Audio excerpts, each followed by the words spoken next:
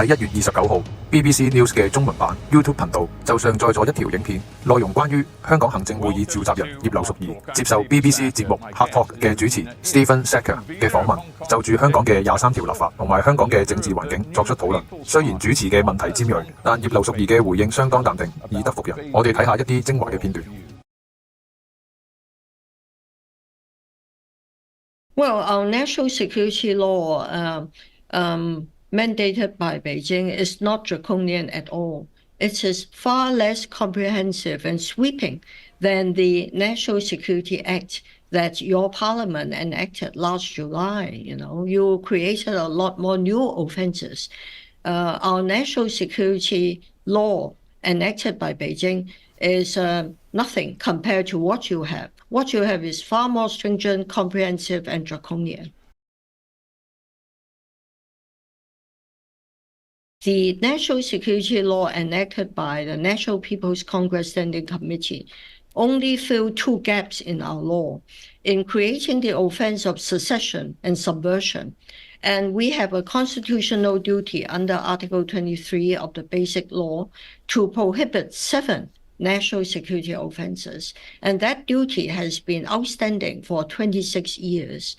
So we plan to do that. The chief executive has said that we should complete that duty by the end of this year. Well, when the violent protests, violent anti-China protests broke out in 2019, a lot of people said to me they should have supported enacting the bill that I championed back in 2023, because I would have created the offense of secession and subversion and gave the government the legislative tools to deal with those violent protesters. Democracy in the Sino-British Joint Declaration. Secondly, in the Basic Law, Beijing only agreed to constitutional reform at a measured pace, in a slow and in a gradual manner, and in accordance with the actual situation. And the demands from the protesters in 2019 were not simple democracy. They were asking things that would not be achievable and would not be accepted by any government, like amnesty, granting an amnesty to all those who broke the law. And some of them did call for Hong Kong independence, and they did try to topple the Hong Kong government. Many of them were actually asking for regime change. Our legislature is, by any measure, far more liberal than what we had before 1997, when all members were either appointed by the governor or they were officials themselves.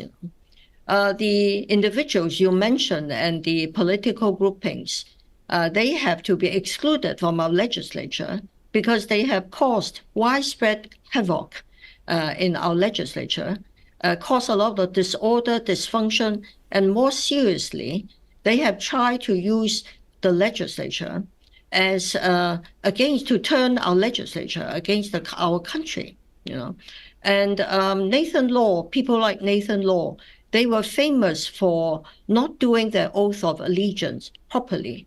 I mean, your country, your parliament require people to take oaths of allegiance. If people would not take oaths of allegiance, would not take them seriously, they would not be admitted to your parliament, right? We have the same rules as all other legislatures. You don't seem to have been following the evidence which has been coming before the courts in the past few days. The Apple Daily, the next media group, is only a front for Mr. Lai to mobilize opposition to China, in fact, to launder money through his American friends, to undertake political work, to topple the government, and to lobby for sanctions against China. These are very serious national security offenses. Well, under your new national security law, he would be regarded as someone involved in hostile state threat. What you said is totally baseless. Andy Lee actually tried to enter China illegally without permission and was caught by the Chinese law enforcement. A top aide of Mr. Lai, Mr. Chung Kim-hong, has admitted in court that Mr. Lai instructed him to use Apple Daily and the Next Media Group to incite people to take to the streets, to undertake violent protests, and to seek and to lobby for sanctions against China and the Hong Kong government. This has come out in court evidence. You seem to be totally unaware of the facts or deliberately try to skew the actual situation. We have a duty to protect the safety of our country, to protect the security of our country and the safety of our people. Were it not for the national security law enacted in 2020, Hong Kong might have still been engulfed in chaos and serious political violence. So we are very upset by the biased reporting on the part of Western media, and what you describe is totally unfair to Hong Kong. Talking about the emigration to Britain, your government has actually breached its undertaking in the Memorandum on Nationality signed during the Sino-British negotiations, not to offer a route to right of abode to Hong Kongers who are Chinese nationals. There has always been outflows of Hong Kong people, waves of emigration and return to Hong Kong in the past decades. There have been even higher waves of emigration in the 60s, in the 70s, in the 80s. What happened now is many countries have lowered their threshold to grab our doctors, our nurses, our professionals, including the UK. That comment is totally overstated and unfair. And if we have any problem with outflow of capital, that's partly because of the lobbying Mr. Lai and his gang has done to countries like the US to stop the inflow of capital to Hong Kong. A lot of US federal pension funds have made decisions, have ordered their fund managers not to invest in Hong Kong. And that has a lot to do with lobbying by people like Mr. Lai.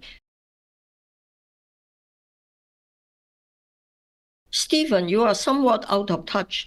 Of the 2,600 companies listed on our stock exchange, it's been well known for a long time that 70% are Chinese enterprises, state-owned enterprises or private enterprises. China has always been a key factor driving our prosperity, whether before or after 1997. We used to be the sole intermediary handling their businesses. Of course, we are facing more competition from other Chinese cities and from our neighbors, like Singapore, who also wants a China business. So we are used to that competition.